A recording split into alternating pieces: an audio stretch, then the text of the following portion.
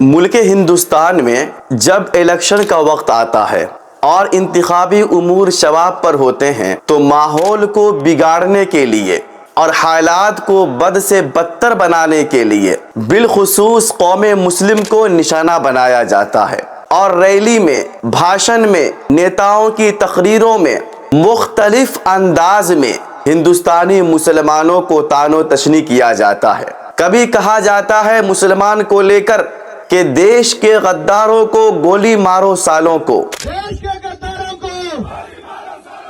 دیش کے غداروں کو، کبھی کہا جاتا ہے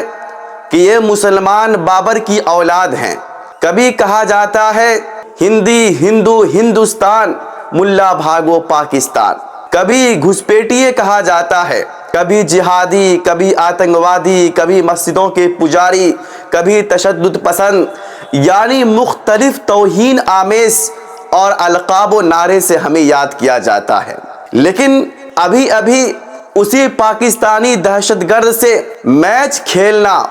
اور کروڑوں کمانا، کیا یہ آپ کا حب الوطنی ہے؟ آج میں آپ کے سامنے ایک ایسے کڑوے اور تلخ حقیقت پر بات کرنے آیا ہوں جسے سن کر شاید بہت سے دلوں میں کھلبلی مچ جائے، بہت سے روح میں چبھن اور کرہن ہونے لگ جائے، اور کچھ آنکھوں میں ندامت و شرمندگی کے آنسو اتر آئے، اور کچھ بد ضمیر کی ضمیر جاگ اٹھے۔ سرزمین ہندوستان پر صدیوں سے رہنے والا مسلمان کہ جنہوں نے اپنی جان، اپنی عزت، اپنا خون، اپنی وفاداری ہمیشہ اس وطن عزیز کے لیے پیش کیا ہے، آج ہندوستانی مسلمانوں کے ساتھ جو رویہ اور سلوک کیے جا رہے ہیں وہ کسی دشمن ملک کے قیدی کے ساتھ بھی نہیں کیا جاتا ہے۔ کرکٹ کے میدان میں جب پاکستان سے میچ ہوتا ہے تو لاکھوں افراد پاکستانی کھلاڑی کو اپنا ہیرو بنا لیتے ہیں، ان کی فتح یابی پر جشن مناتے ہیں، ان کے چوکے چھکے پر تالیاں اور سیٹیاں بجائے جاتے ہیں۔ حالانکہ حقیقت یہ ہے کہ پاکستان وہ ملک ہے کہ جس نے ہندوستان کو ٹکڑوں ٹکڑوں میں تقسیم کر دیا، ہزاروں ہندوستانیوں کا خون بہایا ہے، اور آج بھی سرحد پر ہمارے فوجی پر وہ بارود برسا رہا ہے۔ لیکن عجیب تماشا یہ ہے کہ اسی ملک کے کرکٹ کھلاڑی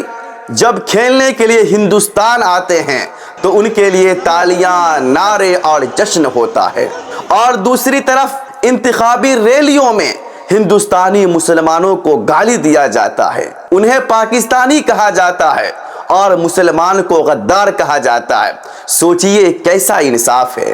یہ کیسا دوہرا معیار ہے۔ ایک طرف تو آپ اپنے دشمن کو رفیق سمجھ رہے ہو اور دوسری طرف رفیق کو آپ آزما رہے ہو کہ جن کی رگوں میں ہندوستان کا خون بہتا ہے، جنہوں نے کبھی اس ملک کے خلاف ہتھیار نہیں اٹھایا اور نہ کبھی اس ملک کے خلاف کوئی جاسوسی کی اور نہ کبھی غداری کی، انہی کو آپ دشمن کا ٹھپا اور تانا دے رہے ہو۔ جب گلستان کو خون کی ضرورت پڑی سب سے پہلے گردن ہماری ہی کٹی، اب یہ کہتے ہیں ہم سے یہ اہل چمن، یہ چمن ہے ہمارا تمہارا نہیں۔ ہندوستانی مسلمان صدیوں سے اس سرزمین کے حقیقی وارث ہے۔ تاج محل سے لے کر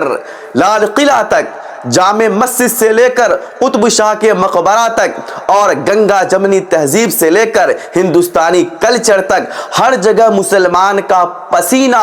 اور قربانی کے خون جگر شامل ہے۔ مگر افسوس، صد افسوس یہ ہے کہ آج وہی مسلمان اپنے وطن عزیز میں اغیار کی طرح دھکیلا جا رہا ہے۔ کیا کبھی کسی تعصب پرست اور فرقہ پرست نیتا نے یہ سوچا، یا ہمارے ملک کے وزیر اعظم نے یہ خیال کیا کہ جب انتخابی ریلیوں میں پاکستان واپس جاؤ کے نعرے لگتے ہیں،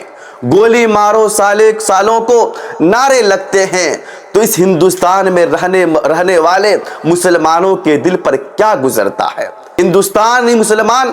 جو ہندوستان کے نصاب پڑھتے ہیں، ہندوستانی پرچم لہراتے ہیں اور ہندوستانی خواب دیکھتے ہیں، لہٰذا میں آپ سے یہ اپیل کرتا ہوں کہ آپ گمراہ کن سیاست دانوں کے فریب دہ جھوٹے نعروں کی زد میں نہ آئے اور احساس کمتری کا شکار نہ ہوئے۔ وطن سے محبت کرنا یہ حصہ ایمانی ہے اور اہل وطن سے محبت کرنا یہ حصہ اسلامی ہے۔ اللہ حافظ۔